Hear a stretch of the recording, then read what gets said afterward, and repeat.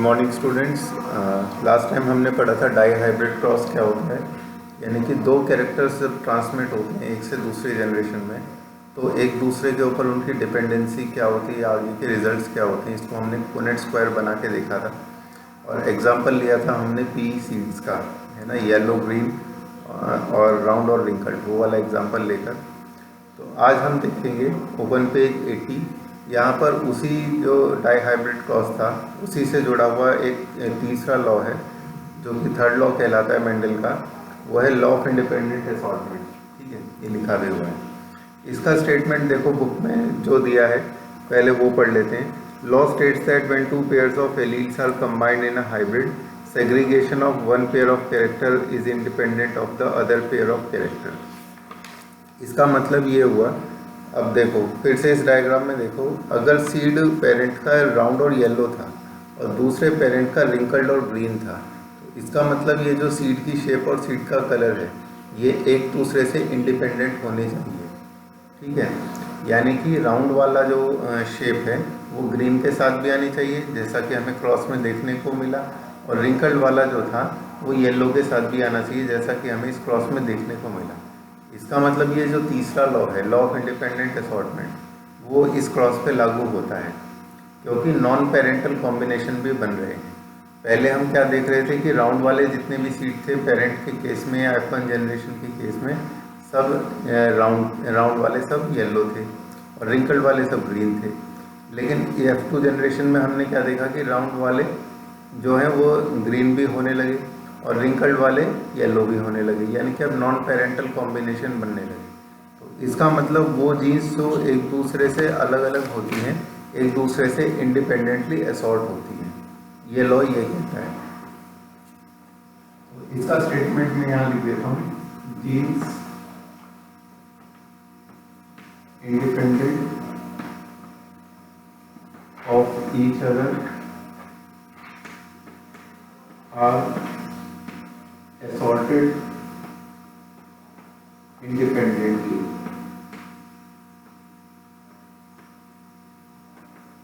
वो जीन्स जो कि अलग अलग क्रोमोसोम्स पर लोकेटेड है, जो कि एक दूसरे से दूर लोकेटेड है, वो एक दूसरे से इंडिपेंडेंटली असॉर्ट होंगी। इसका मतलब ये होता है कि वो एक दूसरे से अलग अलग नए कॉम्बिनेशंस बनाएंगी। फॉर एग्जांपल, अब मैं इसको एक एग्जांपल से समझा रहा हूँ। सपोज करो कि ये एक रो है क्लास में और इसी क्लास में ये दूसरी रो है। इस रो में सबसे आगे की तरफ दो बच्चे बैठे हैं, ए और बी, और इस रो में दो बच्चे बैठे हैं 1 और 2। देखो 1 और 2 साथ साथ बैठे हैं, इसीलिए ये दोनों में आपस में फ्रेंडशिप होने के ज़्यादा चांस है एज कम्पेयर टू बी, और ए और बी में ज़्यादा फ्रेंडशिप होने के चांस है क्योंकि वो एक दूसरे के पास पास बैठे हैं। उसी तरह से जीन्स क्रोमोसोम्स के ऊपर लोकेटेड होते हैं, तो जो जीन्स एक दूसरे के पास पास लोकेटेड होते हैं वो भी एक ही क्रोमोसोम पर, वो क्या होते हैं, वो इंडिपेंडेंटली असॉर्ट नहीं होते। ठीक है, वो एक दूसरे के साथ साथ असॉर्ट होते हैं। तो ये लॉ क्या कहता है कि वो जीन जो अलग अलग प्रेजेंट होंगे वो अलग अलग ही असॉर्ट होंगे। असॉर्ट होने का मतलब होता है नए ग्रुप बनाना। जैसे सपोज करो कि यहाँ ए बैठा है, यहाँ 1 बैठा है, तो इसका मतलब ए किस के साथ दोस्ती करेगा, उसका 1 किस के साथ दोस्ती करेगा उससे कोई मतलब नहीं, क्योंकि दोनों एक दूसरे के साथ से अलग अलग बैठे। लेकिन ए किस के साथ दोस्ती करेगा उसका बी के साथ जरूर लिंक है क्योंकि ए और बी साथ में दोस्त है ना।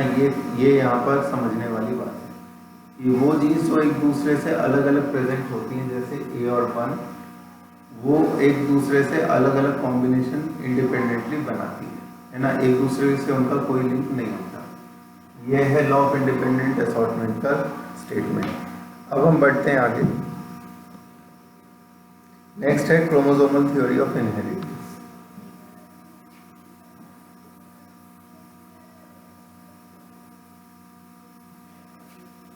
देखो क्रोमोसोमल थ्योरी ऑफ इनहेरिटेंस में इन्होंने काफ़ी सारा उसमें बैकग्राउंड वर्क और हिस्टोरिकल एस्पेक्ट्स दिए हैं, लेकिन अगर इसको एक लाइन में समझाने को कहा जाए तो वो ये होगा कि genes are located on chromosomes. Chromosomal theory of inheritance, ये थ्योरी दी किसने थी, ये थ्योरी दी थी सर्टन एंड बोगली ने, सर्टन एंड बोगली, ये दो वैज्ञानिक थे। इन वैज्ञानिकों ने क्या देखा, चलो पहले इसको स्टार्टिंग से बताते हैं। जैसा कि बुक में बताया कि मेंडल का जो वर्क था पब्लिश था वो 1865 में पब्लिश हुआ था, लेकिन वो 1900 तक वो क्या रहा, लुप्त रहा। यानी कि 35 सालों तक लोगों को उसके बारे में कुछ पता नहीं था। उसका रीज़न यह था कि उस समय एक तो कम्युनिकेशन के मेथड्स इतने डेवलप नहीं थे, एंड प्रिंट या इलेक्ट्रॉनिक मीडिया डेवलप नहीं था। दूसरी बात ये कि उस समय लोग, वैज्ञानिकों को यही पता नहीं रहता था कि हम जिस टॉपिक पे काम कर रहे हैं उस पर क्या दुनिया में कहीं और भी कोई काम कर रहा है, और कर रहा है तो उसके रिजल्ट्स क्या हैं, इसका लोगों को कुछ पता नहीं चलता था। ठीक है, मेंडल ने जिस तरह से कैरेक्टर्स के फ्लो को पहली बार डिस्क्राइब किया वो लोगों ने एक्सेप्ट नहीं किया। उन्होंने कहा कि बायोलॉजी में ये मैथमेटिकल रूल्स अप्लाई नहीं हो सकते, क्योंकि यहाँ तो वेरिएशंस देखने को मिलती है ना। यहाँ पे जीन्स को इस डिस्क्रीट एलिमेंट्स की तरह नहीं किया जा सकता कि ये पेरेंट के पास था और यही ऑफस्प्रिंग को पास ऑन हो गया, ऐसा नहीं हो सकता। क्योंकि वो तो ये कहते थे कि वेरिएशंस होते हैं, तब उन्हें ये नहीं पता था कि वेरिएशंस का कारण असल में डीएनए में आने वाले छोटे छोटे चेंजेस होते हैं जो रेप्लिकेशन के दौरान हो जाते हैं। जीन्स को डीएनए की डिस्क्रीट यूनिट्स की तरह देखना उन्होंने मंजूर नहीं किया। इसके बाद देखो तीसरा, पेज नंबर 81 पर तीसरा जो पॉइंट लिखा है इन्होंने, thirdly mendel's approach of using mathematics to explain biological phenomena was totally new and unacceptable. क्योंकि उसका बैकग्राउंड मैथमेटिकल था, इसलिए उसने हर चीज़ के आंकड़े बनाए, तभी उसने प्रिंसिपल्स बनाए। इसीलिए फिर उसकी इन चीज़ों को क्या कर दिया गया, नकार दिया गया। लेकिन 1900 में 3 साइंटिस्ट डीब्रीज, कॉरेंस और चेरमैक, है ना, इसको चेरमैक पढ़ेंगे। डीब्रीज, कॉरेंस और चेरमैक ने इसको रीडिस्कवर किया था। असल में क्या था कि सन 1900 के आसपास आते आते जो माइक्रोस्कोपी थी, यानी माइक्रोस्कोप्स का डेवलपमेंट होने लगा। साइंटिस्ट ये देखने लगे कि सेल कैसे डिवाइड होते हैं, और डिवाइड होने के दौरान न्यूक्लियस में और सेल में कौन कौन से चेंजेस आते हैं। न्यूक्लियस में स्ट्रक्चर्स बनते हैं जिनको हम क्रोमोसोम्स कहते हैं, और उन्हीं के थ्रू फिर क्या होता है, जेनेटिक मटेरियल का रीडिस्ट्रीब्यूशन 2 न्यूक्लियस में होता है। तो ये जो रीडिस्ट्रीब्यूशन होता है, जैसे जैसे क्रोमोसोम्स 2 न्यूक्लियस में डिवाइड होते हैं वैसे वैसे जीन्स भी इक्वली डिवाइड होते हैं। जीन्स का भी फ्लो 2 सेल्स में होता है। यानी कि सपोज करो कि एक न्यूक्लियस प्रेजेंट है एक सेल में, और जब ये डिवाइड होकर 2 सेल बनेंगे तो यहाँ 2 न्यूक्लियस बन जाएंगे। इसका मतलब ये जो पेरेंटल सेल है इसके जीन्स इन दोनों सेल में ट्रांसफर हो जाएंगे। तो इसका मतलब ये था, और ये जेनेटिक मटेरियल कैसे डिवाइड हुआ था, क्रोमोसोम्स की फॉर्म में, है ना, वो सेल डिवीजन के समय हमने देखा। इसका मतलब जीन्स का कोई ना कोई लिंक था क्रोमोसोम के साथ। बाद में फिर पता चला, जैसे वैज्ञानिकों ने और अध्ययन किया, कि जीन असल में क्रोमोसोम्स के ऊपर ही प्रेजेंट होते हैं। क्रोमोसोम्स क्या है, क्रोमेटिन मटेरियल का कंडेंस्ड रूप, है ना, और क्रोमेटिन मटेरियल किससे बना है, डीएनए से। तो इसका मतलब डीएनए का ही एक सेगमेंट है जिसे हम जीन कहते हैं। तो इस तरह से हम ये कह सकते हैं कि genes are located on chromosomes, या genes are part of chromosomes. चलो अब हम बढ़ते हैं आगे। देखो इन्होंने एक बात लिखी है, Walter Sutton and Theodore Boveri, chromosomes का जो लिटरल मीनिंग है वो देखो क्या लिखा है, coloured bodies, because chroma means होता है कलर, एंड सोम बना है सोमा से, उसका मतलब क्या होता है, बॉडीज। कलर्ड बॉडीज इनको इसीलिए कहते हैं क्योंकि सेल डिवीजन को स्टडी करने के लिए इनको स्टेन कर दिया गया, और स्टेन करने के बाद हम इनके फ्लो को आराम से ऑब्जर्व कर पा रहे थे, इसीलिए इनको क्रोमोसोम्स कहा जाता है। इसके बाद देखो इन्होंने क्या लिखा है, the behaviour of chromosomes was parallel to behaviour of genes and use chromosomal movement. तो सपोज करो कि अगर हम किसी आदमी को ऑब्जर्व करें जीपीएस पर, है ना, वो यहाँ से सपोज गुना जा रहे हैं, और उसी दौरान एक व्हीकल यहाँ से गुना जा रहा है ना, तो इससे बात साबित हो सकती है कि वो आदमी जरूर उस व्हीकल में है। तो उसी तरह से जब उन्होंने ये देखा कि एक से दूसरे सेल में जीन्स ट्रांसफ़र हो रहे हैं और क्रोमोसोम भी ट्रांसफ़र हो रहे हैं, दोनों का पैरेलल मूवमेंट है, तो इसका मतलब जीन्स अवश्य क्रोमोसोम का पार्ट है, क्रोमोसोम के ऊपर लोकेटेड है। तो इसे हम क्या कहते हैं, इसे पैरेलल मूवमेंट कहा गया। इसके बाद इक्वेशनल डिवीज़न और रिडक्शन डिवीज़न के बारे में बताया है। और ये जो रिडक्शन डिवीज़न या इक्वेशनल डिवीज़न है, ये क्या कहते हैं कि क्रोमोसोम्स हमेशा पेयर में होते हैं, और ये जो जीन्स होते हैं ये भी हमेशा पेयर में होते हैं। देखो जैसे ह्यूमन बींग्स हैं, ह्यूमन बींग्स में क्रोमोसोम पेयर्स में होते हैं। पहली पेयर है ना, यानी फर्स्ट पोजीशन के 2 क्रोमोसोम, इसके बाद सेकंड पोजीशन के 2 क्रोमोसोम, इसी तरह से 23 पोजीशन तक क्रोमोसोम की पेयर्स हैं। इन क्रोमोसोम्स को क्या कहते हैं? Homologous chromosome. होमोलोगस कहने का कारण ये है कि ये एक ही पोजीशन पर है, बल्कि ये भी कारण है कि ये सेम एलील्स को कैरी करते हैं। यानी कि सपोज करो कि इस क्रोमोसोम पर हाइट वाले जीन है या इस पोजीशन पर, तो इस वाले क्रोमोसोम पर भी इसी पोजीशन पर हाइट का दूसरा एलील होगा, इसीलिए इन्हें होमोलोगस क्रोमोसोम कहते हैं। ठीक है, तो इसका मतलब जैसे क्रोमोसोम के जोड़े होते हैं, उसी तरह से एलील का भी पेयर यानी कि जोड़ा होता है। ठीक है, सेट होता है। तो इसका मतलब क्या है? जैसे जैसे इनका मूवमेंट एक से दूसरे सेल में होगा, ऐसे ये जो एलील इनके ऊपर लोकेटेड थी वो भी अगले सेल में ट्रांसफर होंगी। अब इम्पॉर्टेंट बात क्या है, देखो फिगर 5.8। इस 5.8 फिगर में हमें क्या दिखा है कि क्रोमोसोम्स किस तरह से सेग्रीगेट होते हैं और आगे चल के सेल्स में ट्रांसफ़र होते हैं। नेक्स्ट पेज 82 खोलो। पेज 82 पर इन्होंने एक कॉलम दिया है, एक टेबल दी है ए और बी। यहाँ पर इन्होंने कंपेयर किया है 2 चीज़ों को, और उसमें हमें ये बताना है कि ए क्या है और बी क्या है। फर्स्ट पॉइंट है अकर इन पेयर्स, बी में क्या लिखा है? Occur in pairs. ठीक है, फिर लिखा है segregate at the time of gamete formation such that only one of each pair is transmitted to a gamete. दूसरे में लिखा है segregate at gamete formation only one of each pair is transmitted to a gamete, है ना। Same चीज़ लिखी है B point में भी। थर्ड पॉइंट आता है independent pair segregate independently of each other, और थर्ड में लिखा है one pair segregate independently of each other. अब इसमें पहचानना है कि कौन सा जीन है और कौन सा क्रोमोसोम है। देखो पहले वाले पॉइंट में ये लिखा है कि जो पेयर एक दूसरे से इंडिपेंडेंट होंगी वही एक दूसरे से इंडिपेंडेंटली असॉर्ट होंगी या सेग्रीगेट होंगी, और दूसरे वाले में लिखा है कि एक पेयर दूसरे से हमेशा इंडिपेंडेंटली सेग्रीगेट होगी। कभी भी ये देखना कि क्रोमोसोम में एक दूसरे के साथ कोई लिंकेज नहीं होती, भले ही वो एक दूसरे के साथ साथ प्रेजेंट हो, यानी कि होमोलोगस।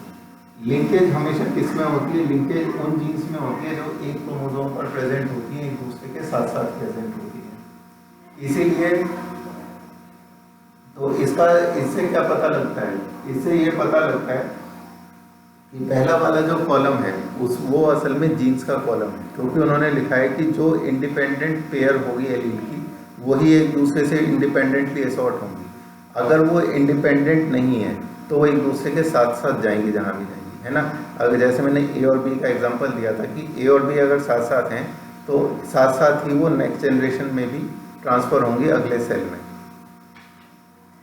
और क्रोमोसोम की बात यह है कि क्रोमोसोम तो हमेशा सेग्रीगेट होते हैं, उनमें आपस में कोई भी लिंकेज पॉसिबल नहीं है। ठीक है, इसके बाद देखो आगे क्या लिखा है। नीचे एक एग्जांपल दिया है फिगर 5.9 से रिलेटेड। 5.9 फिगर में हमें देखो क्या दिखा है कि 2 पॉसिबिलिटी दिखाई। पहली पॉसिबिलिटी में ये दिखा है कि ऑरेंज कलर के क्रोमोसोम के साथ ग्रीन कलर का क्रोमोसोम है जर्म सेल्स तक, है ना, और येलो के साथ है रेड वाला। लेकिन दूसरी पॉसिबिलिटी में देखो क्या दिखा है कि ऑरेंज वाले के साथ अब क्या आ गया? रेड आ गया, और येलो वाले के साथ आ गया ग्रीन। तो हम इनसे हमें क्या पता लगता है? इनसे पता लगता है कि नॉन पेरेंटल कॉम्बिनेशन भी हो सकते हैं। किसके? एलील्स के। और नॉन पेरेंटल कॉम्बिनेशन की वजह से पैदा होते हैं वेरिएशंस। और अगर तुम याद करो पिछले साल हमने मियोसिस पढ़ा था, तो मियोसिस में हमने ये देखा था कि मियोसिस 1 में और उसके भी प्रोफेज 1 में पेकाइटिन के समय क्या होता है कि 2 होमोलोगस क्रोमोसोम्स एक दूसरे के साथ अलाइन होते हैं और डीएनए के सेगमेंट्स एक दूसरे के साथ एक्सचेंज करते हैं, जिस वजह से बनते हैं डीएनए के नए कॉम्बिनेशंस, है ना। और डीएनए के जो ये नए कॉम्बिनेशंस हैं यही वेरिएशंस को पैदा करते हैं। यानी होमोलोगस क्रोमोसोम्स एक दूसरे के पास आए जो एक ही पोजीशन वाले थे, उनके पास क्या था? सेम एलील्स का कॉम्बिनेशन था। अभी बताया था मैंने, वो सेम एलील कैरी करते हैं। पास आए एक्सचेंज किया, जैसे नोट्स एक्सचेंज करते हैं स्टूडेंट्स, और उसके बाद उनके पास क्या बन गया, नया कॉम्बिनेशन एलील्स का बन गया, और इस नए कॉम्बिनेशन की वजह से क्या पैदा हुई, वेरिएशन।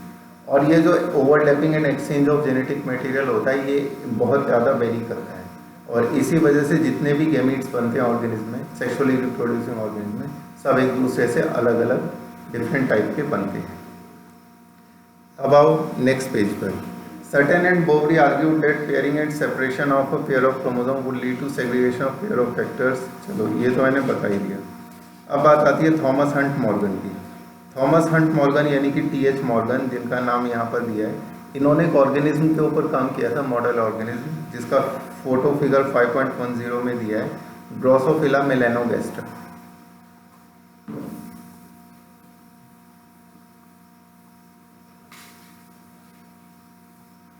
ड्रोसोफिला मेलानोगैस्टर को फ्रूट फ्लाई भी कहते हैं।